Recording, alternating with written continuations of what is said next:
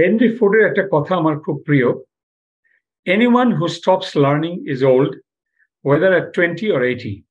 আপনি 80 বছর হন আর 20 বছর হন, যারা শেখা থামিয়ে দেয় তারা বিকাম ওল্ড।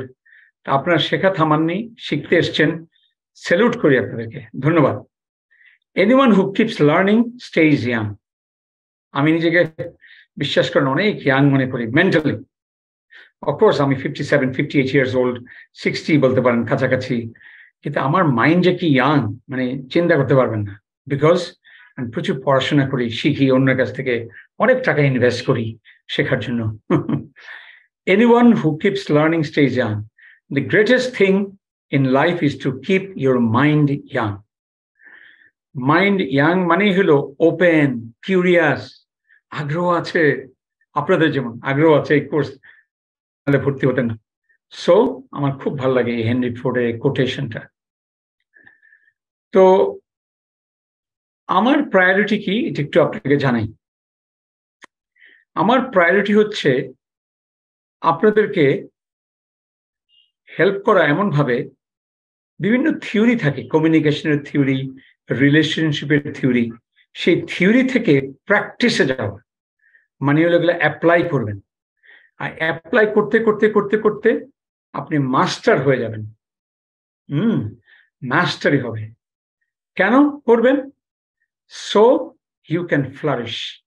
ফ্লারিশ মানে একদম ফুল যেমন ফ্লারিশ করে, একটা মানে একদম আপনার জীবনে আপনার পোটেনশিয়াল যা, সেই পোটেনশিয়াল রিচ করতে পারা। কেন আমি বলি, আমি গ্রামের ছেলে, অনেক কষ্টে বড় হওয়া, অনেক কঠিন অবস্থার মধ্যে দিয়ে বড় হয়েছি, কিন্তু ফ্লারিশ করার ক্ষেত্রে কিন্তু আমি থেমে থাকিনি। আমি একসময় ইংরেজি জানতাম না। আমার এক মামাতো ভাই, চাচাতো ভাই, আমার খালাতো ভাইরা বাংলা জানে না, ইংরেজিতে কথা বলে, বিদেশ থেকে আসছে, এদেরকে দেখেছি গ্রামে। তখন আমার জিদ চেপে গিয়েছিল যে আমি ইংরেজি শিখবো। এই একটা জিনিস শিখে, শুধুমাত্র ইংরেজিটা শিখে আমি যেই পরিমাণ বেনিফিটেড হয়েছে আপনাকে আর কিচ্ছু বলবো না। শুধু ইংরেজিতেই যদি আগামী 5 বছর আপনি আরো আরো আরো ভালো হন, আর সাইকোলজিতে তো ভালো হতেই হবে, এই যে এই রিলেশনশিপ কমিউনিকেশন, চিন্তা করতে পারবেন না আপনারা যে কেউ এত বড় পটেনশিয়াল আছে। হ্যাঁ, আমি আজকে একজন ইন্টারন্যাশনাল ট্রেনার, কিন্তু কোনোদিন ভাবিও না এই জায়গায় পৌঁছাতে পারবো, একমাত্র একটু শেখার প্রতি আগ্রহ। তবে লাইফের অনেক দিক আছে, 3টা দিককে বিশেষ করে মনে রাখবেন। একটা হলো এনার্জি। এনার্জি বলতে বুঝাচ্ছি ভাই, খাওয়া দাওয়া, ঘুম, ব্যায়াম, মানে ফিজিক্যাল ফিটনেসটা ঠিক রাখবেন।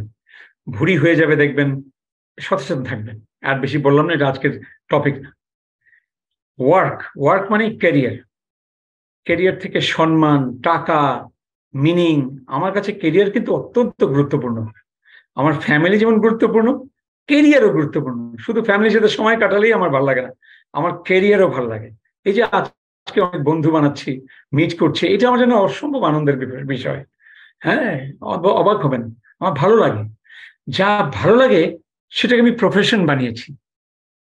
তার মানে আজকে যে ফি পাবো, যে কাজটা করে বিনা পয়সা না কিন্তু টাকা পাবো, সেই টাকাটা কিন্তু আনন্দের সাথে পেতে যাচ্ছি। ওয়াও, মিথ্যা বলছি না।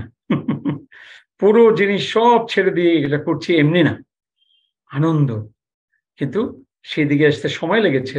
7.5 বছর টিচিং করেছি, তার আগে আরো 1 বছর চাকরি করেছি, 8.5 বছর 9 বছর মাথায় গিয়ে স্বাধীনতা ঘোষণা হয়েছে। আর লাভ তো বোঝেনি। হ্যাঁ, লাভ মানে হলো সেই family, love with friendship, with friends, with community, country. এবং আমি বেশি দেরি করতে আগ্রহী নেই।